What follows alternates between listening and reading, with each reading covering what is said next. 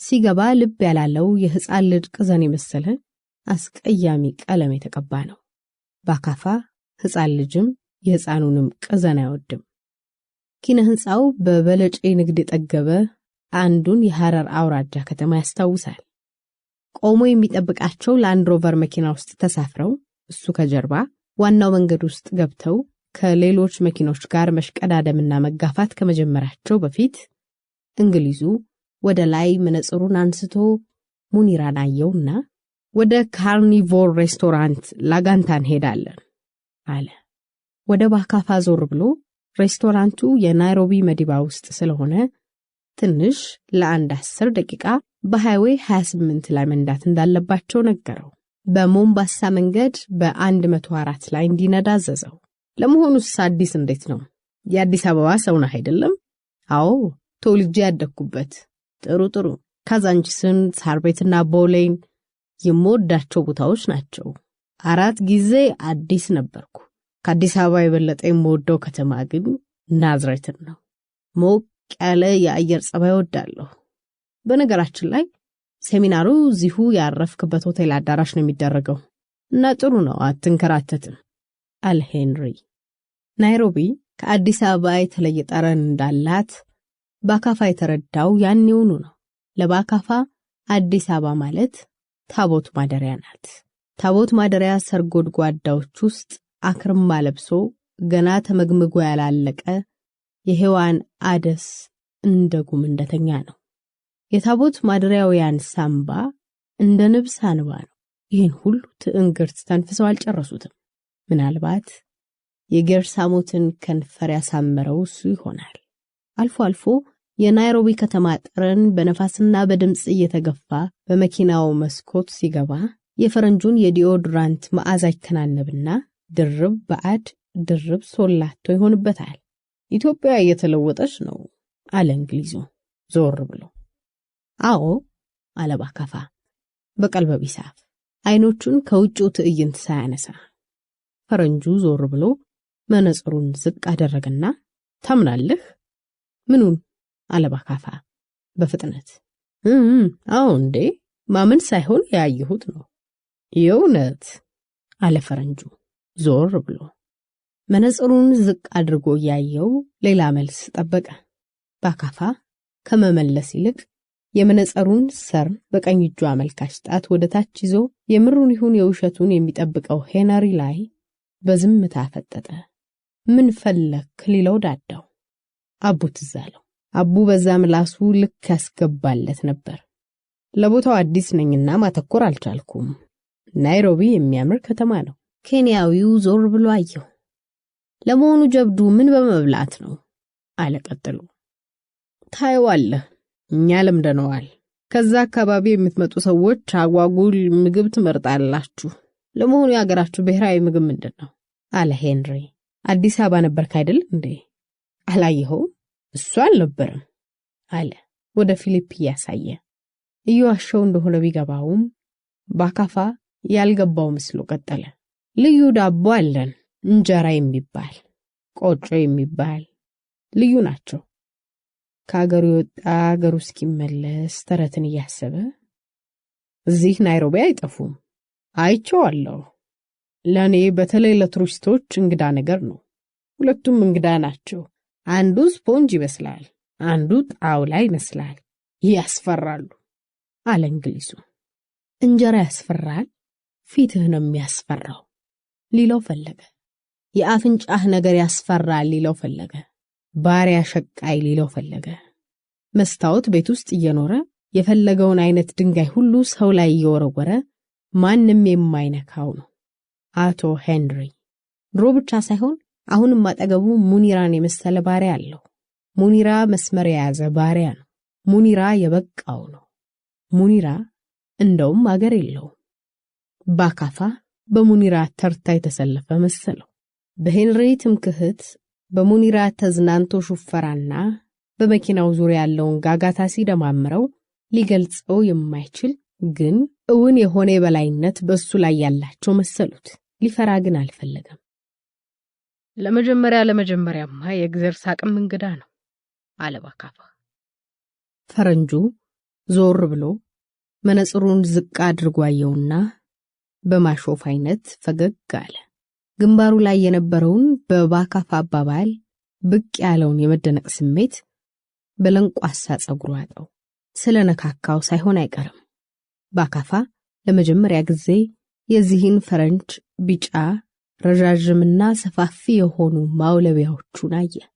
እንደዚህ አይነት ጥርስ ያላቸው ሰዎች ኢትዮጵያ ውስጥ ቢሆኑ ሲስቁ አፋቸውን በብርድ ልብስ ጋርደው ነው።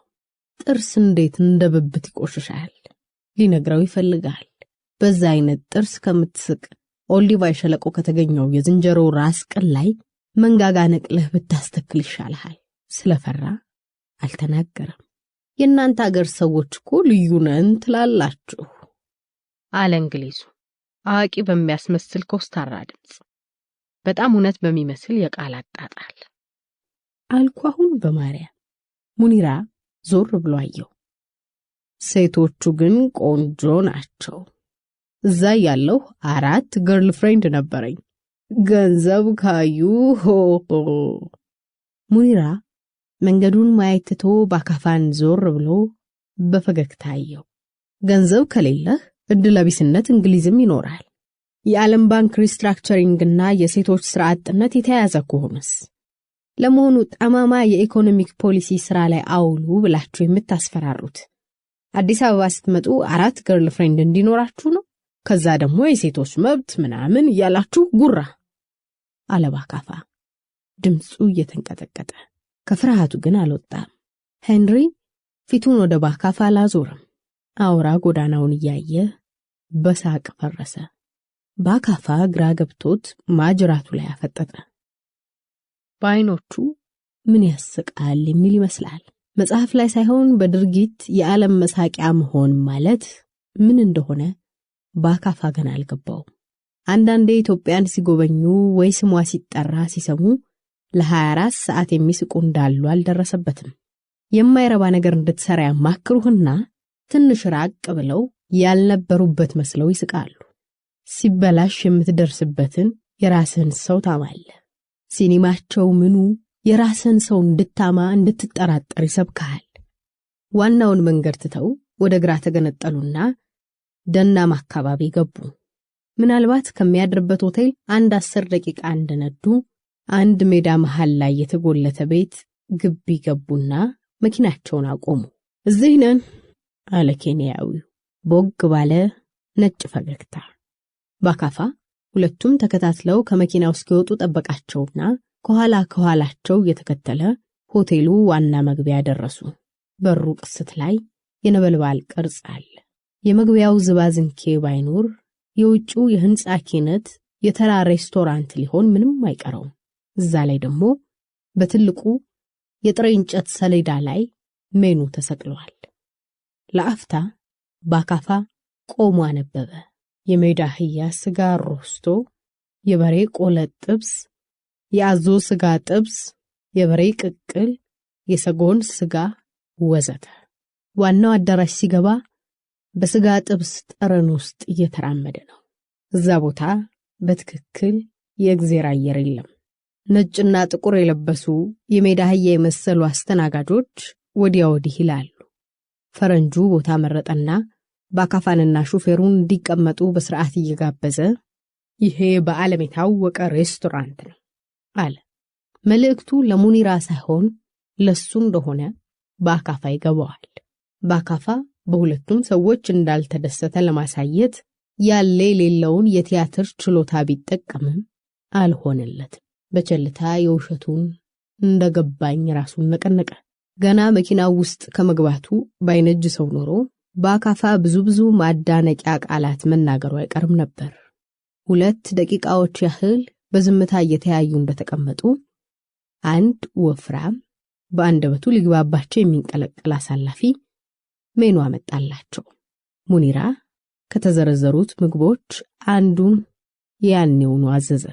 ባካፋ ምን እንዳዘዘ አልሰማው፣ ቢሰማውም አልገባውም። ሙኒራ የባካፋን ግራ መጋባት አይቶ ስጋን ያዘዝኩት፣ በትክክል ቤቱ የስጋ ቤት ነው፣ የፈለከው አይነት አለ፣ አልፈራም ብለህ የለም፣ የቀጭኔ ስጋ፣ የአዞ ስጋ፣ የሰጎን ስጋ አለ ጀብዱ ካላማረህ በሬና ፍየል አለ። ቤቱ ከ350 በላይ ሰው ይይዛል።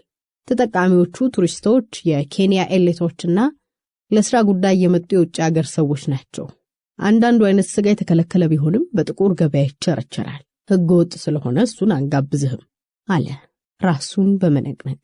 ታውቃለህ የአፍሪካን ሙስና አለ እንግሊዛዊው ሜኑን እያነበበ። ልክ በማባለጉ ሙያ የሱ ተሳታፊነትና አሰልጣኝነት እንደሌለበት። እኔ ልዘዝልህ አለ ሙኒራ። መጀመሪያ ካንተ ቀምሳለሁ። እኔ የሰጎን እንቁላል ፍርፍር ሞክራለሁ አለ ባካፋ። እንቁላል ፍርፍሩ ከመሃል ላይ ያለ ምግብ ስለመሰለው ነው። የለመደው እንቁላልና ትልቁ የዶሮ አውሬ ሰጎን ሳይጣሉ ሳያስጨንቁት የሚኖሩበት። ሄንሪ ያዘዘው የሆነ እንስሳ ጎድን ጥብስ ነው። ለመሆኑ ኢትዮጵያ ውስጥ አሁን እንዴት ነው የድርቅ ነገር? በቂ ምግብ አለ? ሀገሪቷ ራሷን ችላለች? አለ ሄንሪ። ባካፋ አልተመቸውም። ኬንያዊው እንዳልሰማ ሁሉ ፊቱን ዞር አደረገና ከንፈሮቹን ለሳቅ ዘረጋ። ፈረንጁ የራሱን አገር ጋዜጣና መጽሔት አንብቦ ማወቅ የሚችለውን ጉዳይ እዚህ ቦታ እሱን መጠየቁ ብቻ ሳይሆን ከጠየቀው በኋላ የመነጸሩን ሰረሰር በአመልካች ጣቱ ዝቅ አድርጎ አተኩሮ እያየው መልስ መጠበቁ አበሳጨው። ከአሳላፊ ጋር ያደረጉት ምግብ የማዘዝ ጨዋታ ጭቅጭቃቸውን በእንጭጮ የሚገለው መስሎት ነበር። ከኔ ይልቅ አንተ ታውቃለህ አለ ባካፋ እንደ ሽሙጥ ጥርሱን ላለማየት አይኖቹን እዛና እዛ በመጣል። ሙኒራ የጠበቀው ነገር እንደሆነ ሁሉ የሚነጋገሩትን እየሰማ ግን ላለመስማት የሚጥር ይመስላል። እየተንጠራራ የማያስፈልገውን ትቷቸው የሄደውን አሳላፊ የሚፈልግም ይመስላል። ሄንሪ ፈገግ ብሎ መነጸሩን ቦታው መለሰና ኬንያ ከምስራቅ አፍሪካ ብቻ ሳይሆን ከብዙ አፍሪካ ሀገሮች የተሻለች ናት አለ። እንዲህ ሲል ባካፋን አየው። እዚህ የመጣሁት ልበላ እንጂ ሀገር ላወዳድር አይደለም አለ ባካፋ። ይህን ካለ በኋላ መልሱ ትክክል አልመሰለው። እንግሊዙ በፍጥነት ዞር ብሎ መነጽሩን ወረድ አድርጎ ሳቅ እያለ ያው እሱስ ኬንያ ምግብ ሀገር ነው። ሰዎቹ ደግሞ ፍቅር ያውቃሉ። ብዙ ጎሳ አለ፣ ግን ተስማምተው ይኖራሉ። አልገባኝም አለ ባካፋ ዞር ብሎ ያየው። አንድ ህብረተሰብ የኬንያ አይነት ባህል ሲኖረው ለቢዝነስ የተመቸ ነው። ቢዝነስ ከሌለ ደግሞ አገር ረሃብተኛ ይሆናል አለ ፈገግ ብሎ። ፈረንጁ የተናገረው እንዳደፋፈረ ሁሉ ኬንያዊው ባካፋን ዞር ብሎ አይቶ ፊቱ በፈገግታ ተበለቀጠ። አገራቸውን የሚወዱ የአፍሪካ መሪዎችን አትወዱም እኮ አለ ባካፋ። የእንግሊዝ ወታደር እዚህ ኬንያ አይተሃል አለና ፈረንጁ መነጽሩን ዝቅ አድርጎ ባካፋን አተኩሮ አየው። አስተያየቱ ምን ታወራለህ? አፍህን ያዝ ማነህ የሚል ይመስላል።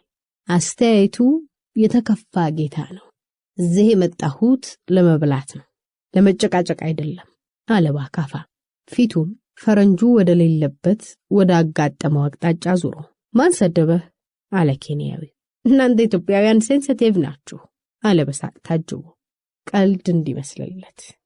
እንጃ አለ ባካፋ ጨዋታውን በአጭር ለማስቀረት። እጄን መታጠብ አለብኝ ብሎ ከተቀመጠበት በፍጥነትና በድንገት ተነሳ።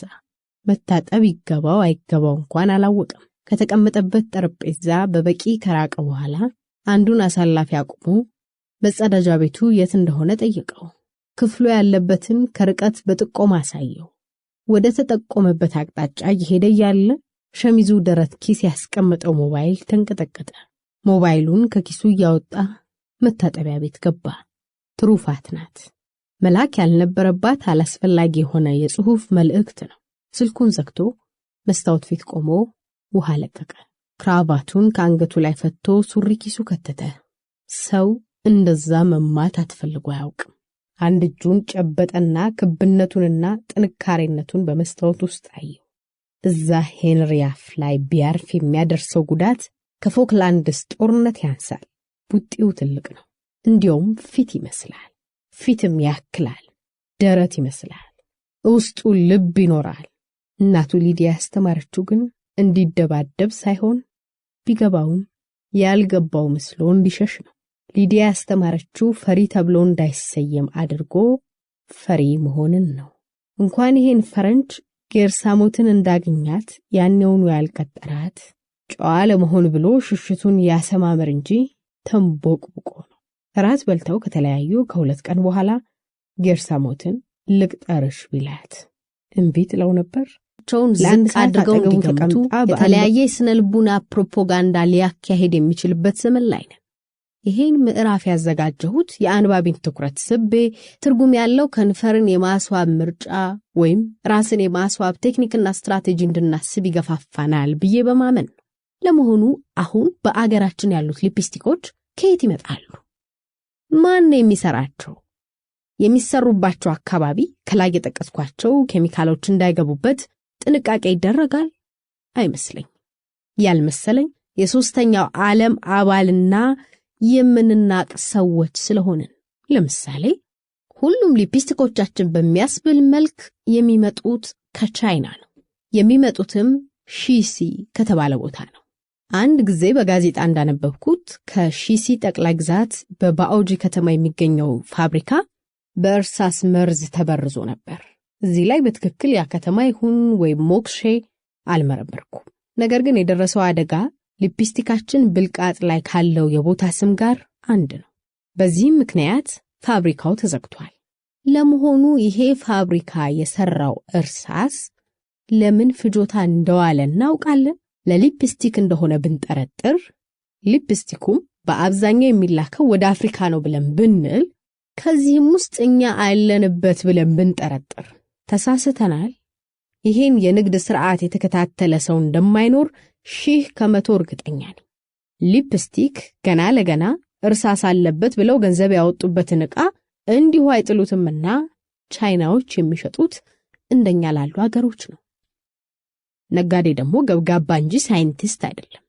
ጠቢባን ወይም ላብራቶሪያትን ሳይሆን ይሄን ለመግዛት የሚገፋፋንን ለባዕድ ሽቀላ የሚሰግድ ስነልቦና ቀደም ብለን ስለፈጠርን ነው። አንደኛ ኢትዮጵያዊ መልካችንን የሚጠሉ የራሳችን ልጃገረዶች እየተፈጠሩ ነው። ሁለተኛ ይሄ ጥላቻችንን የሚያደንቅ ማህበረሰብና ተቃራኒ ጾታ እያበበና እያፈራ ነው። ጤንነታችንን ከመጠበቅ ጋር እንድናምር የሚረዱንን ሊፕስቲኮች ከሀገር በቀል ተክሎችና ቅመሞች ማዘጋጀት ግዴታችን ሳይሆን አይቀርም። ከንፈሮቻችንን እናሳምራለን ብለን በካንሰር ለምን እንያዝ? ልጃገረዶቻችንስ ለምን መሃን ይሆኑ? ከዚህ ቀጥሎ ከንፈሮቻችንን እንዴት በቀላሉ አገራችን ባሉ ተክሎችና ቅመማት ልናሳምር እንደምንችል አንዳንድ ሐሳቦች አጋራችኋለሁ። ይሄ መጽሐፍ ክፍል በባካፋ ገፋፊነትና ጠቋሚነት በተለያዩ ኤፍኤም ሬዲዮ ጣቢያዎችና መጽሔቶች ላይ ወጥቷል። ወይዘሮ መቅረዝ በዚህ ምክንያት ስለ መጽሐፋቸው 2 ጊዜ በቲቪ 3 ጊዜ በሬዲዮ ተጋብዘው በሐሳባቸው አዲስነት አንድ ሰሞን የከተማው መነጋገሪያ ነበሩ። የዝግጅቶቹ አርዕስቶች በተለያየ ጊዜ በተለያዩ ጋዜጠኞች የግል ፍላጎት እየተለዋወጡ ቀርበዋል። ባህል መድኃኒቶች በዶክተር መቅረዝ አዝማች፣ ዶክተር ብላችሁ አትጥሩኝ ወይዘሮ ይበቃኛል ቢሏቸው፣ ዘመናዊ መድኃኒትን የሸሹት ስፔሻሊስት ሐኪም ምን እንደሚሉ እንስማ፣ ነቀፋ እንጂ ሽሽት አይደለም ቢሉም። የወይዘሮ መቅረዝን የሊፕስቲክ ምዕራፍ በከፊል አንብቦ ናይሮቢ እስኪደርስ የሚያንገላታ እንግዳ ሐሳብ ውስጥ ገባ። የሚቀጥለው ምዕራፍ ሰም ምንድነው ማንበብ አላሰኘው። አጠቃላይ የመጽሐፉን መልእክት ለመረዳት ብቻ መግቢያውንና አልፎ አልፎ አንዳንድ ንዑስ አርዕስቶችን አነበበ። ስለ ከንፈር፣ ስለ ቆዳ፣ ስለ አይን ሕክምና ብሎ ከፋፍሎ ዘመናዊ መድኃኒት ላይ ሂስ ሰርቶ አገርኛ መድህን መኖር እንዳለበት ይጠቁማል። ጥቆማው ንግዱን እንደሚተችበት ቢያውቅም የወይዘሮ ሐሳብ ምን ያህል ርቆ እንደሚሄድ ገመተ። የትም አይሄድም።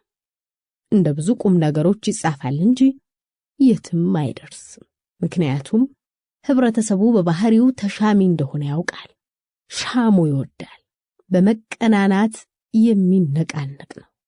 ከትልቁ እስከ ትንሹ፣ ከደንቆሮ እስከ ተማሪው በቅናት አጀንዳ የተወጠረ ነው። ሁለቱ ጉብሎች በሊፕስቲኩ ካመኑ 22ቱ ላለመበለጥ በፍጥነት ይከተላሉ። ነጋዴ ሲሆን ያጋጠመው ማመን የከበደው መንጋነት ነው። መጽሐፉ ተመቻችቶ የተቀመጠበት ዋናው መላምት ሃይማኖት ደደብ ስህተቶች እንደማያጣ ሳይንስም እንደዛ አይነት ነገር አያጣውም የሚል ነው። የሁለቱ ልዩነቶች የተመሰረቱባቸው ቀኖናዎች እውነታን የሚያዩበትና የሚያጠኑበት መንገድ ቢለያይም ከመጠርጠር አያመልጡም። የተቀመጠበት አይሮፕላን የሳይንስ ውጤት እንጂ የጸሎት እንዳልሆነ ድሮም ይረዳል። በበረራው ወቅት ደህንነቱን ቢጠራጠር ከፈሪነቱ ብቻ ሳይሆን የሰው ልጅ ፍጹምነት ከመጠራጠር የመጣ ነው። ይህም ምንም አይደለም። ቀስ ብሎ በጊዜ ሂደት ሳይንስን በራሱ የመቆጣጠሪያና መረጃ የማቅረብ ስልት ይፈታተነዋል። በአካፋ ከሃይማኖት ለመራቅ ቢለፋም ያደገበት ነውና ትንሽ ሲጨንቀው ወደ አምላክ ጉያ ለልመና መንሸራተቱ አልቀረም።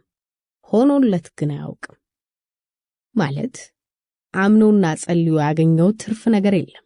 ባሪያ የሆንክለት ሃይማኖት ራሱ ዘቅዝቆ በትንታ ቢገልህ ውሃ የማያቀርብ አምላክ የሚዘከርበት ከተማ ውስጥ የተወለደ ነው። ልጅ ባካፋ አቡ ነበር እንደዛ የሚለው። ቅጠል በጥሶ አዳሪ ጠንቋይ ሀሁ አስቆጥሮትም ይሆናል። አሁን ቢያንስ በልቡ ከሳይንስ ሸሽቶ የትም ሄድ አይፈልግም። ለመሆኑ ለማን ይሆን ወይዘሮ መቅረዝ መጽሐፋቸውን ስጦታ አይሰጡት? ለምን አቡን አንጓጠጡት? ባካፋን ቤተክርስቲያን ያገኙት ገጠመኝ ነው? የሜካፕ ነጋዴ መሆኑን ሰምተው ሊያሽሟጥጡት ከሆነስ? አፋቸው ደህና ለነበረ ጊዜ ሊፕስቲክ ተቀብተው ምሁር ከጠበሱበትና የሚፈልጉትን ጎረምሳ በከንፈራቸው ውበት ካጠመዱበት በኋላ ሌሎች ልጃገረዶች ለመደበር ምን እንዲህ ይለፋሉ? ቆንጆና ሀብታም ዛሬ ተራክበው ነገ በካንሰር ቢያልቁ የጉዳቱ ሚዛን የሚወጣው በተደሳቾቹ ነው በጤና ጥበቃ ሚኒስቴር። ባካፋን ታክሲ ከኤርፖርት ጭኖ ቀድሞ ወደ ተሰናዳለት ዳውንታውን ቦማ አን ሆቴል አደረሰው። 5ኛ ፎቅ 505 ቁጥር ገብቶ ለግማሽ ሰዓት ከነልብሱ አልጋ ላይ ወጥቶ አናወዘ።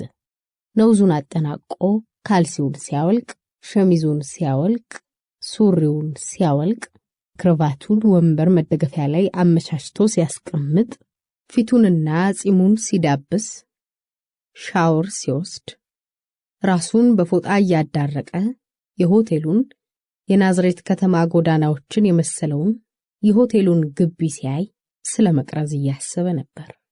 በልጅነቱ ከሚያውቀው ሰፊ ወንድ ፊታቸው አሁን እስከሚያውቀው እንደ ሳውዲ አረቢያ አንስቶች በነጠላ ሂጃብ እስከተጋረዱበት ያለው የጊዜ አስተላለፍ ፍጥነቱንም የሰዎችን የዝግመት ወይም ስር ነቀል አለዋወጥ ከፊት ወደ ኋላ እልም ያለው ለሰይጣን ያቀነቅን የነበረው ዛሬ ለክርስቶስ ከበሮ ሲደልስ እንደገናም ነገ በገበሩ ለጋንጮር ሲዘምር ገብረ ክርስቶስ የተባለ ልጅ ጠዋት ጊዮርጊስ ጸልዮ ማታ ሺሻ ጢስ ስር እንደ አብደላ ሲቀመጥ ወይዘሮ መቅረዝ ከሳይንስ ወደ ኢሳይንስና ወደ አጃቢው ቅጠል ብጠሳ በእድሜና በጸጸት መርከብ ላይ ሲንሳፈፉ ባካፋ በሐሳብ ሲንገላታ ስልክ ተደወለና ሪሴፕሽን ሰው እንደሚፈልገው ተነገረው። ያለኮት በሸሚዝና በክራባት ወደ ታች ለመውረድ አሳንሰር ውስጥ ገባ። ሊፍቱ ባልጣመው የሽቶ መዓዛ የተሞላ ነው። ትንፋሹን ውጦ ወለል ደረሰ። አንድ ኬንያዊና ለወርልድ ባንክ የናይሮቢ ህዝብ ግንኙነት ሆኖ ከሚሰራው የአዲስ አበባ አለቃው ሄነሪ ያለ ስሙን ከሚያነሳው ቀጫጫ ምንጽራም ረጅም ፈረንጅ ጋር ተገናኘ። ራሱን አስተዋወቃቸው። ባካፋ መዝገቡ ዱባለ እባላለሁ። ከኢንተርናሽናል ዴቨሎፕመንት ባንክ ነው የመጣሁት። የተጋበዝኩበት ወረቀት ይቅርታ መኝታ ክፍሌ ውስጥ ነው። ኬንያዊው ከባካፋ ፓስፖርቱን ተቀብሎ ወደ ውጭ ወጣ። ከሆቴሉ መግቢያ ፊት ለፊት የቆመ ጥቁር ላንድ ሮቨር በር ከፈተና ተንጠራርቶ በጥቁር የላስቲክ ፎልደር የተቀመጠ ፋይል ከመሳቢያ ወጣ። የሚገላለጥ ወረቀት ገላልጦ የሚያመሳክረውን አመሳክሮ ተመልሶ መጣና ሞቅ ባለ ድምጽ እንኳን ደህና ገባህ አቶ ባካፋ አለው። ኬንያዊው ስሙ ፊሊፕ ሙኒራ ይባላል። ሄነሪ የባካፋን ማንነት ለማረጋገጥ በተወሰደው ፍተሻ ማፈሩን ለመደበቅ ሳቃለ። ከሆቴሉ ላውንጅ ሳይወጡ እዛው ቆመው ለጥቂት ደቂቃዎች ትናንሽ ወሬ ሲያወሩ ቆዩና ባካፋ ወደ አዲስ አበባ ስልክ ለመደወል እንዳሰበና ሞባይሉን እንዴት መጠቀም እንደሚችል ጠየቀ። እንግሊዙ እንዴት ይሄ ይጠፋሃል አይነት ገጹን ከሰከሰና በስዋሂሊ ኬንያዊው እንዳሳየው ነገረው።